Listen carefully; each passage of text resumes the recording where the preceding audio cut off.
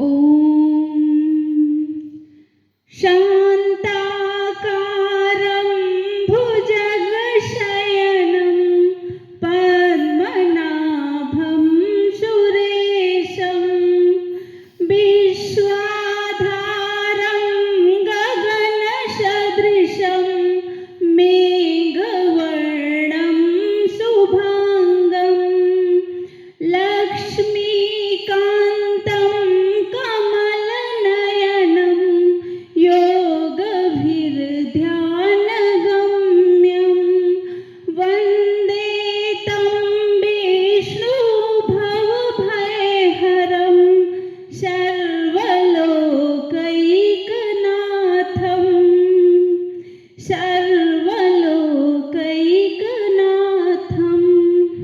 शुभ संध्या। आदरणीय director sir, president sir, 4 square herbal company के top leaders एवं विभिन्न क्षेत्रों से आए हुए हमारे लीडर्स, आप सबका मैं हार्दिक स्वागत एवं अभिनंदन करती हूँ। महाकवि कालिदास का तो आपने सब लोगों ने नाम सुना होगा। उन्होंने कुमार संभव महाकाव्य की रचना की है। उसमें उन्होंने शिव और माता पार्वती का वर्णन किया है। उसमें माँ पार्वती के प्रसंग में एक श्लोक आया है, शरीर माध्यम खलु धर्म साधनम, अर्थात शरीर ही हमारा सारे कर्तव्यों को पूरा करने का एकमात्र साधन है। क्या? शरीर ही हमारे सारे कर्तव्यों को पूरा करने का एकमात्र साधन है। इसलिए हमें अपने शरीर को क्या करना चाहिए? सेहतमंद बनाना चाहिए, क्योंकि शरीर है तभी आपका अस्तित्व है। शरीर के बिना हमारा कोई अस्तित्व नहीं है। इसलिए शरीर की सुरक्षा करना, उसे निरोगी बनाना मनुष्य का प्रथम कर्तव्य है। प्रत्येक मनुष्य का यह कर्तव्य है, वो अपने शरीर को सुरक्षित एवं निरोगी बनाए। हमारे वेदों में भी, हमारे जितने भी चारों वेद हैं, उसमें भी शरीर की सुरक्षा एवं शरीर को निरोगी बनाने के लिए विभिन्न प्रकार के आयुर्वेदिक औषधियों का वर्णन किया गया है। सबसे ज़्यादा औषधि का उपयोग तो हमारे अथर्ववेद में मिलता है, लेकिन सारे वेदों में औषधि के बारे में बताया गया है। औषधि क्या है आप लोग जानते हैं। संस्कृत में औषधि बोलते हैं, हिंदी में दवा और इंग्लिश में मेडिसिन। ये औषधि है क्या? ओसम रुजम धयत इति औषधि, अर्थात जो वेदना को दूर करते, अर्थात बीमारी को जो दूर करे, हम उसे औषधि कहते हैं। औषधि को वेदों में राज्ञी अर्थात माता के रूप में कहा गया है। जैसे माँ अपने शिशु की हर कष्टों से सुरक्षा करती है, वैसे ही औषधि क्या करती है? हमारी सुरक्षा करती है, हमारी सुरक्षा करती है। बस बशर्ते ये है कि जो रोग हो उसके हिसाब से औषधि प्रदान की जाए। औषधि का रूप एवं नाम जानना ही अत्यंत महत्वपूर्ण नहीं है, क्योंकि एक जंगल में रहने वाला चारवाहा भी जो भेड़ बकरी चराता है वो भी औषधि का नाम जानता है। लेकिन जो औषधि होती है वो देश काल एवं व्यक्ति विशेष की बीमारी के अनुसार प्रदान की जाती है। अब ये औषधि किसको दी जाती है, ये भी प्रश्न उठता है। इस जो बीमारी है उसका अधिष्ठान क्या है? क्या अधिष्ठान का तात्पर्य समझ रहे हैं? मतलब उसका निवास स्थान क्या है बीमारी का? सबसे प्रथम क्या है? हमारा मन। द्वितीय क्या है? हमारा शरीर। ये जो बीमारी है या तो हमारे मन में होती है या हमारे शरीर में। जैसे मानसिक बीमारी का तात्पर्य क्या है? जैसे ओवर थिंकिंग, स्ट्रेस लेना, फोबिया। फोबिया का तात्पर्य जैसे भय की बीमारी। शारीरिक बीमारी क्या होती है? जैसे विभिन्न प्रकार की बीमारियों के बारे में आप लोग जानते हैं जो हमारे शरीर में होती है। जैसे अगर हमारे शरीर का तापक्रम बढ़ गया या घट गया, इसके अलावा जल जाना, कैंसर, कब्ज, बहुत सारी बीमारियां जिसकी दवाएं आप लोग प्रतिदिन दे रहे हैं, पता है। तो ये जो बीमारियां हैं हमारे शरीर एवं मन में, इसकी जो वैषम्यता है, इसको साम्य अवस्था में लाना औषधि का यही कार्य होता है। औषधि क्या करती है? हमारे शरीर एवं हमारे मन को साम्य अवस्था में लाती है। हमारे जो वनस्पति विज्ञान है अर्थात हमारी जो आयुर्वेदिक औषधियाँ हैं वो क्या है? उसका उपयोग हमें करने से जो हमारी बीमारी वो क्या हो जाती है? जड़ से समाप्त हो जाती है। इसीलिए हम आज अंग्रेजी दवाओं को छोड़कर क्या कर रहे हैं? आयुर्वेदिक दवाओं की तरफ आगे बढ़ रहे हैं। क्यों? क्योंकि आयुर्वेदिक दवाओं के द्वारा हमारी बीमारियों का क्या हो जा रहा है? जड़ से निदान हो जा रहा है।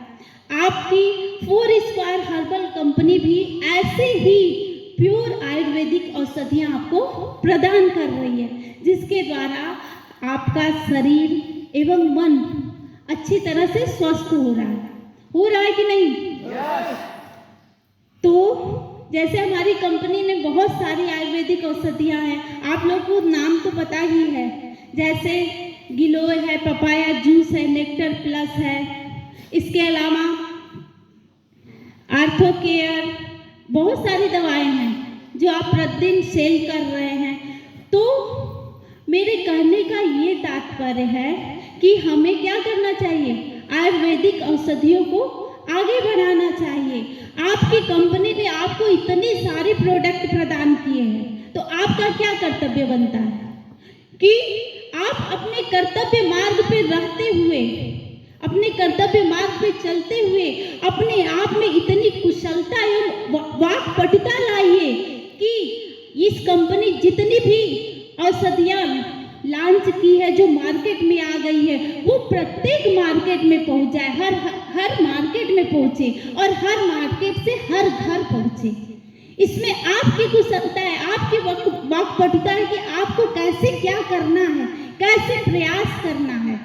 ये आपको अपने अंदर कुशलता लानी पड़ेगी, तभी हर घर में ये औषधि पहुंचेगी कि नहीं?